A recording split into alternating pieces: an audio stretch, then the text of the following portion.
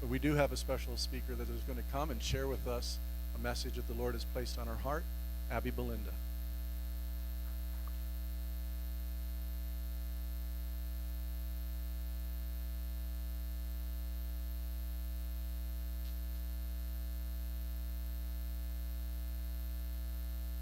Hey, can everyone hear me? I don't have a fancy iPad thing like Pastor does, so let me get all my books out. I am so thankful to be invited up here today and have an opportunity to dig into God's Word with you. 2 years ago, I was blessed to share my heart on living loved and how that looks. And today, I'm speaking on adored by the God who sees you. And I know every one of us understands the human longing to know that we are valued and loved, and we serve a God who is personal, compassionate, and kind. I gotta bring this down. Is that better? Thumbs up? Okay. You can hear me? Good. The passage I'm looking at today is from Mark 6. It's the story on Jesus feeding the 5,000. And I know if you've been to this church before, you've heard this story. If you've been to another church, you've probably heard this story. If you passed by a church driving, you probably heard this story. But we are reading it again. And we're going to focus on right after the feeding of the 5,000. So if we could go to Mark 6, verse 45. And I'm going to read this now, but I promise I will come back to it. So as Pastor said last Sunday, just be patient.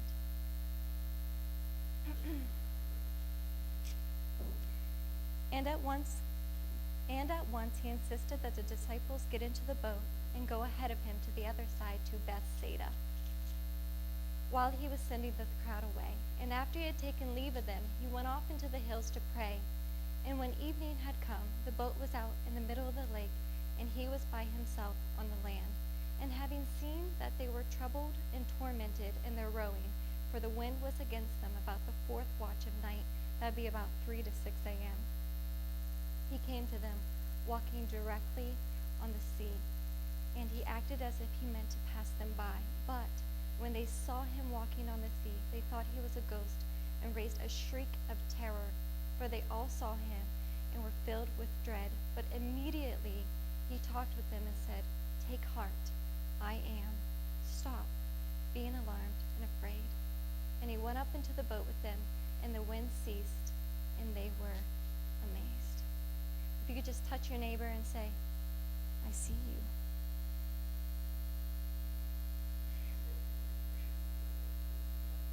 Father, I thank you for your word. I pray that it will go forth in clarity and bless the people you brought here to hear it, Lord. Not only do they hear your word, God, but that they apply it so they strengthens in their lives. In your name, amen. If you could touch your other neighbor, the one that you ignored the first time, and if you could awkwardly say, "I see you."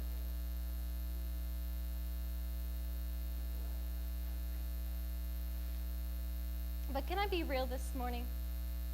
Can I be transparent with you? I know Pastor shows his transparency every Sunday, especially now that his pulpit is see-through. You cannot hide behind this. And really, that's in our lives how we're asked to be. We're asked to be transparent. We're asked to be honest. So at work, we have this point system. It's kind of like Facebook, but if a coworker does something that's like above and beyond with kindness, you can reward them with points, and then they can reimburse those points for other things like merchandise, gift cards, golfing with their boss. I would not do well with that. But I was really excited about that because I thought, you know what, I'm going to have a lot of gift cards. I like going above and beyond and doing things for people. I like driving to customers' houses and giving them their documents or salting around my employees' cars so they don't fall down. And you know what? I have not received any points.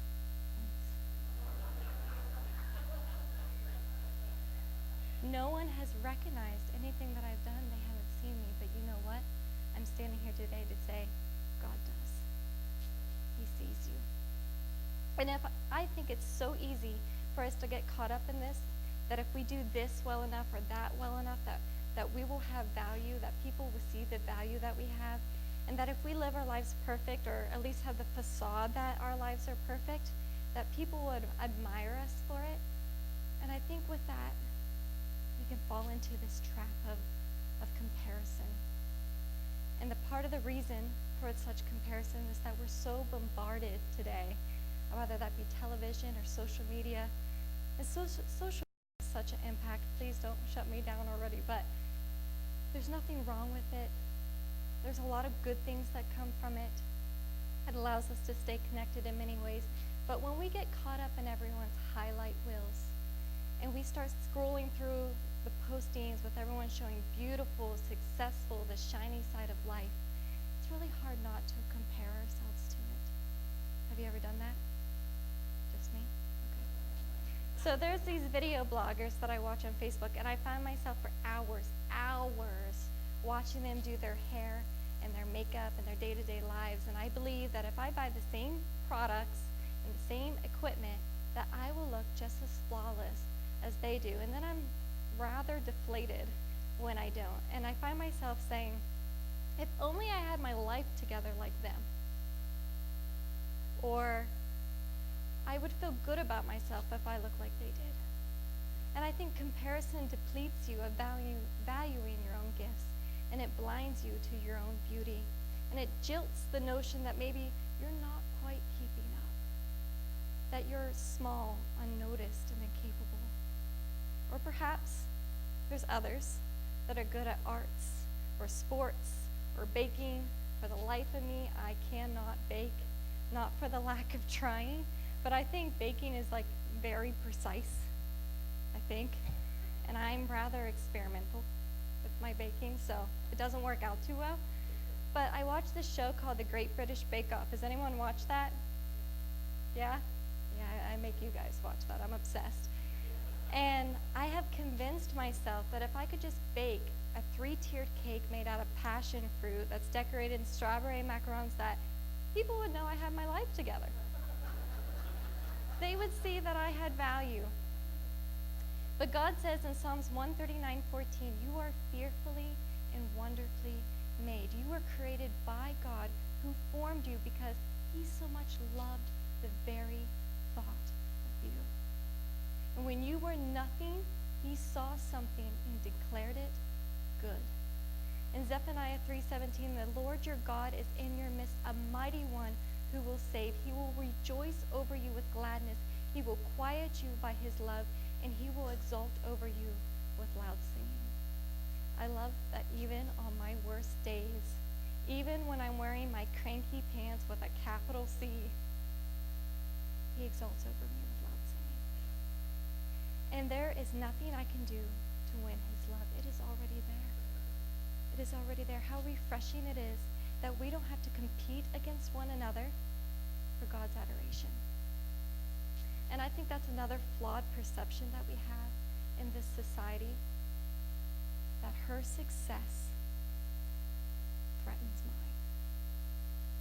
And I like to think of this as a scarcity versus abundancy perception, or as in my house we say, if he gets a bigger slice of the pie, I'm going to get the smaller slice of the pie.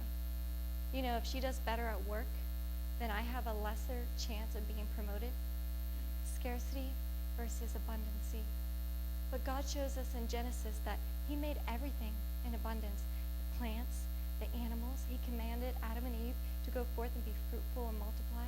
The plants weren't limited. The animals weren't limited. People weren't limited. So why do we limit God's love? He is abundant in love. He is overflowing. It says in 2 Corinthians 9:8, and God is able to bless you abundantly, so that in all things, at all times, having all that you need, you will abound in every good work. Philippians 2:4 says, let each of you look not only to his own interests, but also to the interest of others. And Luke 10:2, the harvest is great, but the workers are few. So pray to the Lord who is in charge of the harvest. Ask him to send more workers into the field. And I added those last scriptures, And they're because when we don't place our worth in Jesus, we are so consumed by others' success and their gifts that we steal the opportunity to be our best self. And we stunt that for when she does well, we all do well. And when we can celebrate each other's success with genuine joy and we can join hands, then that's our true purpose. If we can join hands and further the kingdom of God. And isn't it beautiful when we realize that God values and sees us just as we are? It's not in our talent, it's not in our relationships, it's not in our jobs. And we can walk into ministry not ready to desperately receive, but ready to give. Because we are already filled by the one who only can truly fill us. God doesn't base thoughts towards me on my own fragile efforts. No, God's love isn't based on me. It's simply placed on me. Now, I have this book that describes this perfectly. It's called You Are Special by Max Lucado. And though it's a children's book, I find the lesson still true today. And sometimes as adults, I think we can overcomplicate things. And it's really nice to look at things with a simple childlike view. And if you don't mind, has anyone read You Are Special? Two? Good. Okay, good. I'm glad I'm going to be reading this to a new audience. But I think the world tells us that you are special if you have the brains, if you are pretty, if you are talented. But God says you are special just because. No qualifications necessary.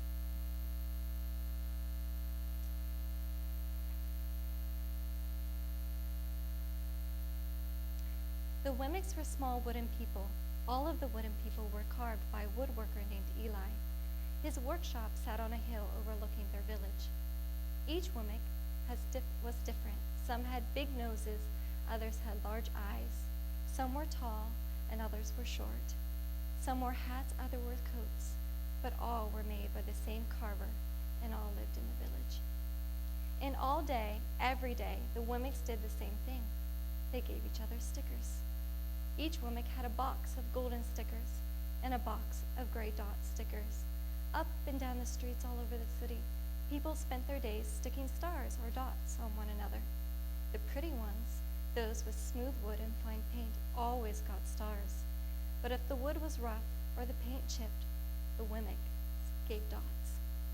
The talented ones got stars too. Some could lift big sticks above their heads or jump over tall boxes.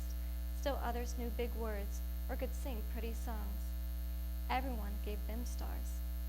Some Wemmicks had stars all over them, and every time they got a star, it made them feel so good that it made them want to do something and get another star.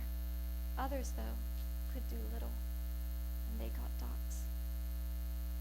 Punchinello was one of these. He tried to jump high like the others, but he always fell. And when he fell, the others would gather around to give him dots. Sometimes when he fell, his wood got scratched, so the people would give him more dots.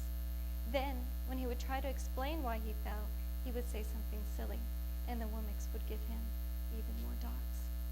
After a while, he had so many dots that he didn't want to go outside. He was afraid he would do something dumb, such as forget his hat or step in water, and then people would give him another dot. In fact, he had so many gray dots that some people would come up and give him one for no reason at all. He deserves lots of dots, the wooden people would agree with one another. He's not a good wooden person. After a while, Punchinello believed them. I'm not a good Wemmick, he would say. A few times he would go outside, he would hang around the Wemmicks who had a lot of dots. He felt better around them. One day, he met a Wemmick who was unlike anyone he had ever met.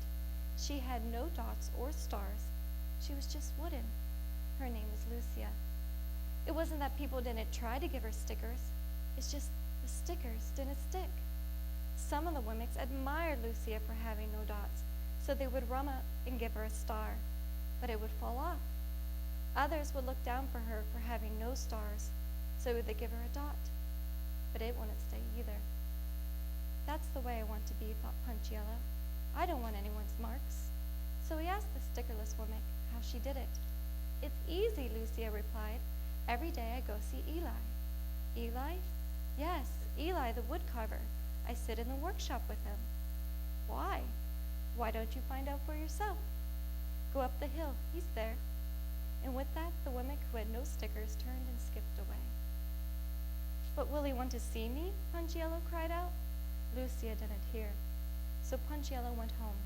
He sat near a window and watched the wooden people as they scurried around and gave each other stars and dots. It's not right, he muttered to himself, and he decided to go see Eli. He walked up the narrow path to the top of the hill and stepped into the big shop. His wooden eyes widened at the size of everything. The stool was as tall as he was. He had to stretch on his tiptoes to see the top of the workbench. A hammer was as long as his arm. Punchinello swallowed hard. I'm not staying here, and he turned to leave. Then he heard his name. Punchinello? The voice was deep and strong. Punchinello stopped. Punchinello, how good to see you. Come, let me have a look at you. Punchinello turned slowly and looked at the large, bearded craftsman. You know my name? The little woman asked. Of course I do. I made you. Eli stooped down and picked him up and set him on the bench. The maker spoke thoughtfully as he looked at the gray dots. Looks like you've been given some bad marks. I didn't mean to, Eli. I really tried hard. Oh, you don't have to defend yourself to me, child. I don't care what the other women think. You don't? Of course. I don't care what the other women think. You don't? No, you shouldn't either. Who are they to give you stars or dots? They are womics just like you. What they think doesn't matter, Punchinello. All that matters is what I think, and I think you're pretty special. Punchinello laughed. Me? Special? Why? I can't walk fast. I can't jump. My paint is peeling. Why do I matter to you? Eli looked at Punchinello and put his hands on the small wooden shoulders and spoke very slowly. Because you are mine. That's why you matter to me. Punchinello had never had anyone look at him like this, much less his maker. He didn't know what to say. Every day I've been hoping you'd come, Eli explained. I came because I met someone who had no marks, said Punchinello. I know, she told me about you. Why don't the stickers stay on her? The maker spoke softly. Because she has decided that what I think is more important than what they think. The stickers only stick if you let them. What? The stickers only stick if they matter to you. The more you trust my love, the less you care about those stickers. I'm not sure I understand. Eli smiled. You will, but it will take time. You have a lot of marks. For now, just come and see me every day, and let me remind you how much I care. Eli lifted Punchinello off the bench and set him on the ground. Remember, Eli said as the woman walked out the door, you are special because I made you, and I don't make mistakes. Punchinello didn't stop, but in his heart he thought, I think he really means it. And when he did, a dot fell to the ground. Isn't that a wonderful story? I get something out of it every time. You are precious in his sight. And I hear you. I hear you saying, Abby, I'm not struggling with comparison. I'm not struggling with competition, but I still don't feel that God sees me. He doesn't see me in this storm. How many of you are going through a storm right now? Or you just went through a storm? Back to the boat. I told you I'd get back to it. Let's look at it again. And he sends them to the other side to Bethsaida. And after he had taken leave of them, he went off to the hills to pray. And when evening had come, the boat was out in the middle of the lake, and he was by himself on the land. And having seen that they were troubled and tormented in their rowing, for the wind was against them, about the fourth watch of night, he came to them, walking directly on the sea, and he acted as if he meant to pass them by. But when they saw him walking on the sea, they thought it was a ghost, and they shrieked in terror, for they all saw him and were afraid. But immediately he said, Take heart, I am. Stop being alarmed and afraid. And he went up into the boat with them, and the wind ceased, and they were amazed. While Jesus sends his disciples to the other side, while he's on top of the mountain, while he's on top of the mountain, he can see the whole lake. And the whole time the disciples were straining, Jesus could see them. He saw them in their storm. And I think that's so comforting, because then I know he sees me in my storm. He knows what I'm going through. He knows what I deal with. He knows what people have done to me. He sees the tears that I have cried on my pillow at night that no one else knows about. He sees what's going on in my soul that I can cover up in front of people, but I can't hide from him. And it's not I see you. I see you in all your struggles. You got some problems. Not only are you the rider on the struggle bus today, but you are the driver of the struggle bus today. No, Jesus says, I see you. It's going to be okay. I see you. And it reminds me of when I was a child, I was worried by everything. I would have a list a mile long of things to pray about. Lord, protect us from robbers and fires and tornadoes and floods and a train crashing through our house. There was 2 train tracks by my house. I wasn't that crazy, but I was so convinced that if I missed a request on my list, that God wouldn't have it covered, like a hole in the fence I could slip through. Isn't it wonderful that we don't have a God like that? No, he is more than capable of covering all our needs. He has everything covered, even the things we don't think of. And after prayer, my parents would turn off my light, and a new fear would emerge. Fear of the darkness. And I would ever sneak so quietly into my parents' room, and I would lay on the floor near their bed, because I knew that if I was in eyesight of my dad, everything was okay, that I was safe. And it's much the same way with our Heavenly Father. It doesn't say we won't have storms. It shows the disciples in the midst of one, but it does say God sees you. He sees you from the mountain, and he comes. He comes walking on the water as if to pass them by. But wait a second, Abby, I thought you said, he will never leave me. He will never desert me. If we look from John's account, John 6:19, we learn that it only looks like Jesus was intending to pass them by, but he was coming near the boat, waiting for them to call. And I believe when we are in the storms of life, God is near, waiting for us to call to help. That we do not sit back and wait for God to save us, but instead learn that we are ever so dependent on him, that we can't do this thing called life without him. Psalms 145:18 says, the Lord is close to all who call on him. Yes, to all who call on him in truth. And the disciples called out to him. And Jesus climbed into the boat, and the wind died down, and they were amazed. Whatever storm you are in, God will see you through to the other side. He sees you right where you are, even if no one else does. 2 Chronicles 16:19 declares, God sees the whole earth, and he promises to strengthen those whose hearts are fully committed to him. Strengthened to trust his timing, strengthened to faithfully serve him, strengthened to fold one more load of laundry, strengthened to wait for the season to change. He sees you in the biggest and what we feel smallest of days, washing dishes, running errands, making dinner. He sees you in the hardest of times, in the loneliest of times. You don't have to perform or jump up and down for God to notice you. Instead, he's ever reaching, ready to take your face in his hands and say, I see you, sweetie. I see you. Face to face with our Heavenly Father. He soothes the aches, the desires to outdo and outcompete, and in the revelation that you are fully known and fully loved